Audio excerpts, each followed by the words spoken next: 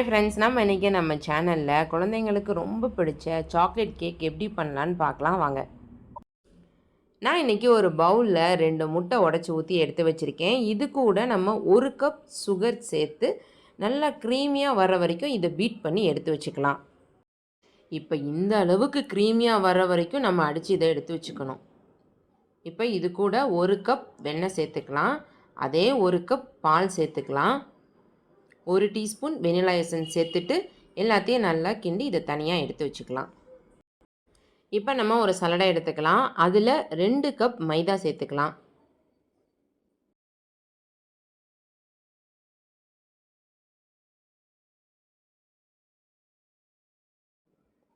அப்புறம் 1/2 cup cocoa powder, 1/4 teaspoon உப்பு,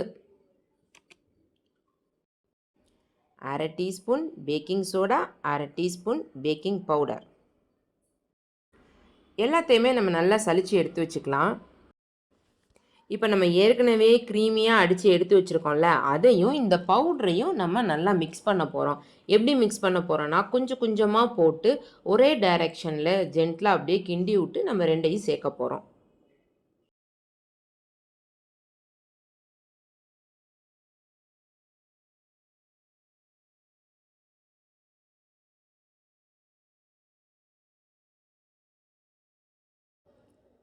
அவ்வளோதாங்க, நம்ம 2ஐயும் நல்லா ஒன்று சேர்த்துட்டோம். எந்த கட்டிகளும் இல்லாமல் அழகாக நம்ம கிண்டி எடுத்து வச்சுட்டோம். இப்போ இதை நம்ம வீட்டில் எந்த மோல்டிங் இருக்கோ அதில் அந்த அச்சில் நம்ம ஊற்றி பேக் பண்ணி எடுத்து வச்சுட்டா நம்ம கேக் ரெடி.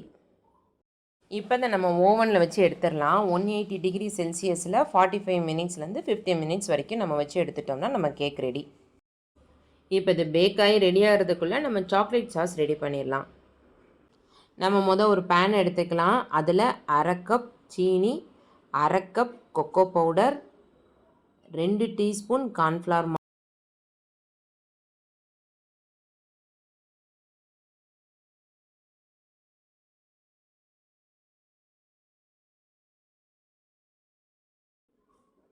1/2 டீஸ்பூன் உப்பு,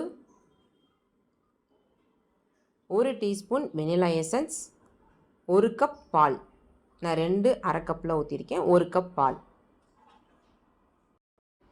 இப்போ நம்ம இதை அடுப்பில் வைக்கிறதுக்கு முன்னாடியே எந்தவித கட்டிகளும் இல்லாமல் நல்லா பீட் பண்ணி இந்த மாதிரி எடுத்து வச்சுக்கணும்.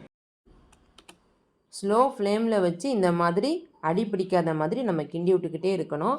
ஓரளவுக்கு சாஸ் பதம் வந்ததுமே நம்ம அடுப்பை ஆஃப் பண்ணிடலாம். இந்த சமயத்தில் நம்ம பட்டர் ஒரு க்யூப் சேர்த்துக்கலாம். அது வீடியோவில் மிஸ் ஆயிடுச்சு. அவ்வளோதாங்க, நம்ம கேக்கும் ரெடி ஆகிடுச்சு, சாக்லேட் சாஸும் ரெடி ஆகிடுச்சு. இப்போ இதை நம்ம இந்த கேக்கு மேலே அப்ளை பண்ணிவிட்டு நம்ம சாய்ஸ் தான், நம்மளுக்கு பிடிச்ச மாதிரி மேலே எதெல்லாம் தூவணும், எப்படி டெக்கரேட் பண்ணணுங்கிறத நம்ம பண்ணிக்க வேண்டியதான். அவ்வளோதாங்க, ரொம்ப எளிதான சுவையான சாக்லேட் கேக் ரெடி ஆகிடுச்சு. நீங்களும் கண்டிப்பாக இதை ட்ரை பண்ணி பாருங்கள். இந்த வீடியோ உங்களுக்கு பிடிச்சிருந்தது அப்படின்னா உங்கள் ஃப்ரெண்ட்ஸ் கூட கண்டிப்பாக ஷேர் பண்ணுங்கள். நன்றி, வணக்கம்.